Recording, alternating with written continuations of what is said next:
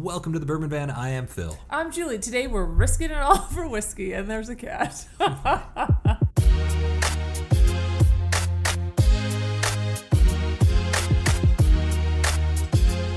around the world and I've been drinking whiskey.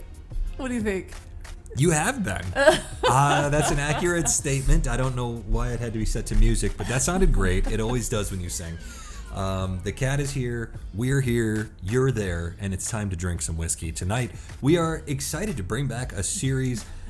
Let's get the cat out of here. A little distracting. Love you, Mavis. She's a little bit needy today. She's a little needy. That's okay. We're all a little needy, and we all need a little whiskey right now, I think.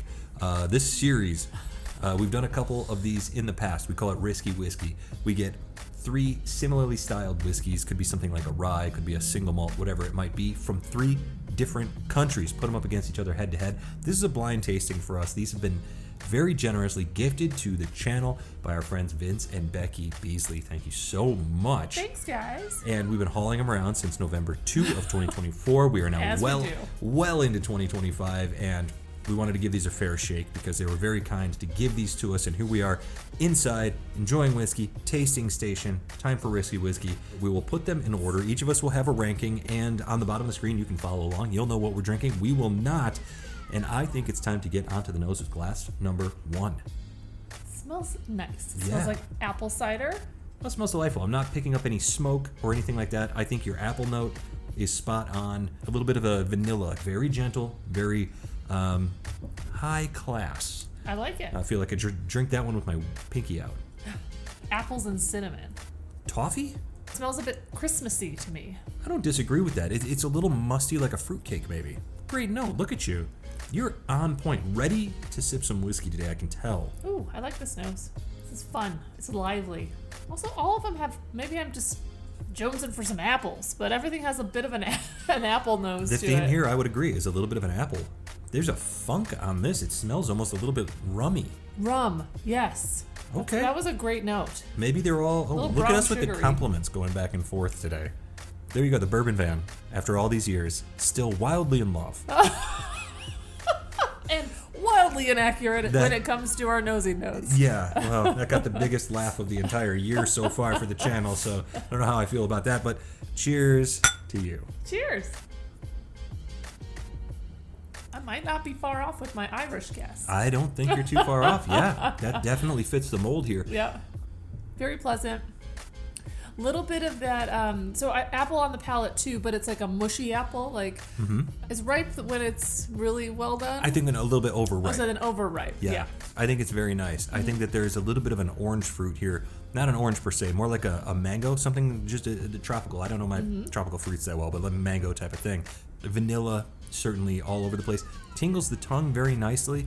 It's a nice little sipper there. That would be great with a proper beer, something like a strong ale, something in that family. I feel like it's a little syrupy too, maybe like a little simple syrup or something on the palate, because there's something there that's sticky and sweet. It coats a little really artificial maybe, but I don't disagree. It coats really nicely and very pleasant, and I would never say no to a glass of that. Let us cleanse our palates, and we will get on to glass number 2.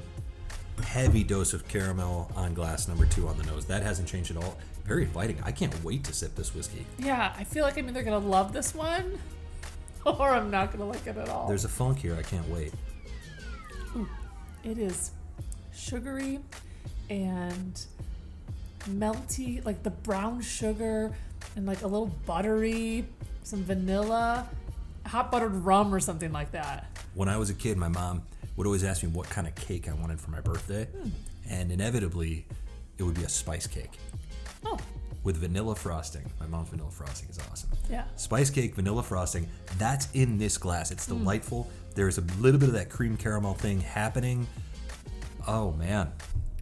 I was excited to sip that, and it was worth the anticipation. I don't know, that's not a thing people say, but I like it. Glass number 2 I like. Yeah, I was worried that spice note would be too much. But you're right, like that frosting note, like vanilla or just white frosting, powdered sugar frosting with a little bit of milk.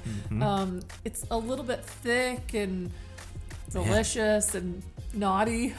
It is. This feels like you're drinking your dessert. That powdered sugar frosting finish lasts forever. I'm curious where this one's from. I can't wait to find out. I feel like it's got to be, I was going to say like a desserty country like Denmark or Switzerland, where they, where they celebrate sweets. Yeah. My goodness, that's great. Do you know what we forgot to do Maybe on this Italian. edition of Risky Whiskey? What? We forgot to say cheers in a different language. We sure did. All right, well, we'll do it on glass number 3 as Yeah. soon as we finish cleansing our palates. Chin chin. Chin chin. There's that apricot note. Grilled apricots. Yeah, it tastes really familiar. Man. Okay, that's delightful. I think that there's a pot still nature here, which is where that funk is coming from. Okay. And I say funk in the best possible way. I say it like in the George Clinton P-funk type of very cool, very good. This one's interesting because I believe it is more complex. There's a ton of spice here, all spice for sure. It's really well balanced. It's not overly sweet. Glass number 2, very cakey, very desserty. Glass number 1, very light and fruity. Glass number 3 has that spice, sweetness, balance going on. It is complex, but I don't know that it's inherently likable compared to the other ones. Right. Yeah. It's more. There's more interest in glass 3. Glass 3, I think, is, I don't want to say an elevated sip, but it almost feels a little bit more elegant. Yeah, I would say that glass 3, whatever it is, has more barrel presence. Yeah. The oak is, maybe it's not oak, I don't know, but there's a wood note here that's prevalent. Yep. Interesting whiskey. We are going to cleanse our palates, go back the other direction, and then figure Make a out which one's decision. the best. Yeah. You are living that song right now. Just came into my head. Okay. So just took a quick sip of the second glass. Sorry. Getting ahead of myself. Getting ahead of me, that's fine. I like the flavors here. They're very sweet. The problem that I think you would have with glass number 2, now I'm going the other way and I'm being critical. The problem you would have with glass number 2 is that it could almost be too sweet, too cloying. After coming off of glass 3, I yeah, there's just a lot of sweetness there. It reminds me of going to Dairy Queen as a kid, getting a caramel sundae, and they would just As a kid, we still. I haven't had a caramel sundae with just that sauce in a long time. Yeah. I miss it. Yeah, maybe we need to go again and check that out. I still haven't sipped glass number 2. Way ahead of you today. You know what? You're great at drinking. Just keep doing what you're doing. Coming back the other direction is showing us some intrigue here for sure, because glass 2, I did not like it as much coming back this way as I did coming off of glass 1. Yeah. So tricky. My first impression may not have been right on these. I'm going to take a time out and cleanse the palate, and we'll see. Got my arms crossed like I'm really meaning business Look today. at you.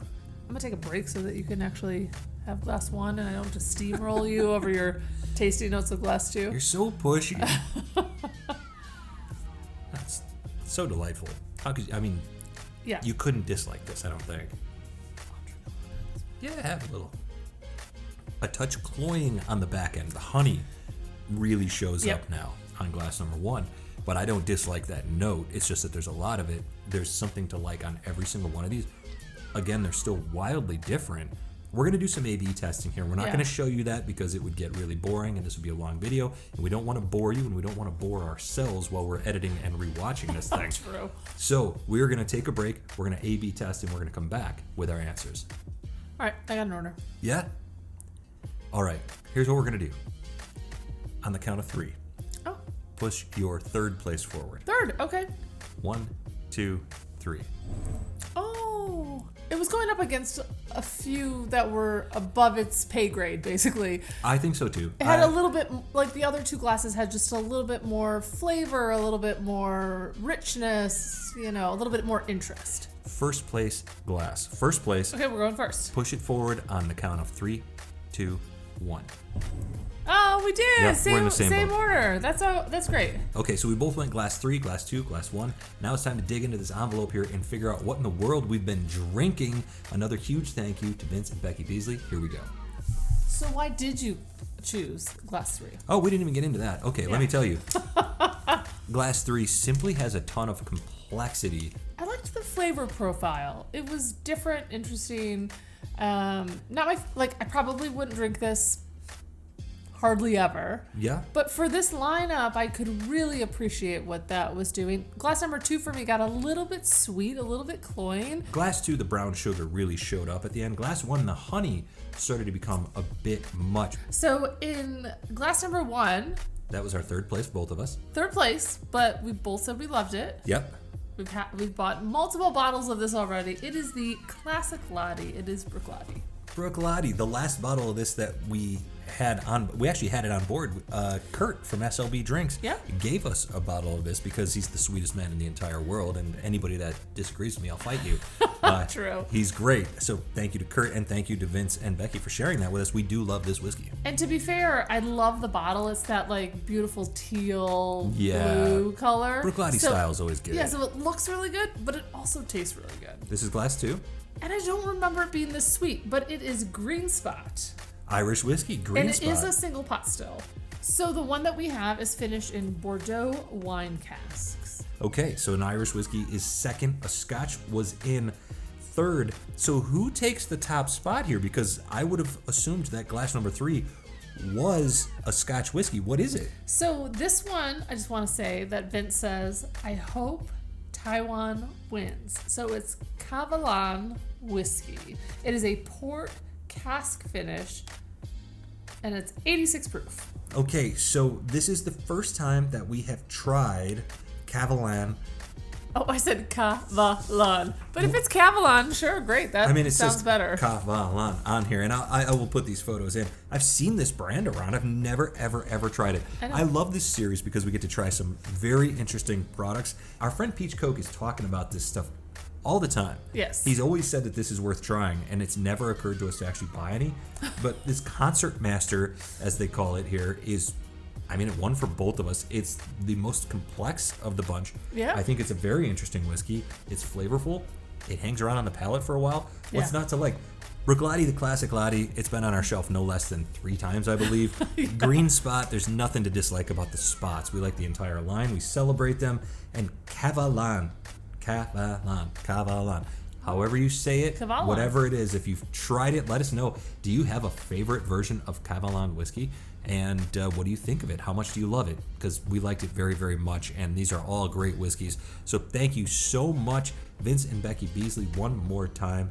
What a fun thing this is. I love risky whiskey. I thought it was so fun. I wish I knew how to say cheers in Taiwanese. I would look it up, but we would still mispronounce it. But I do not. So from wherever we are. To wherever you are.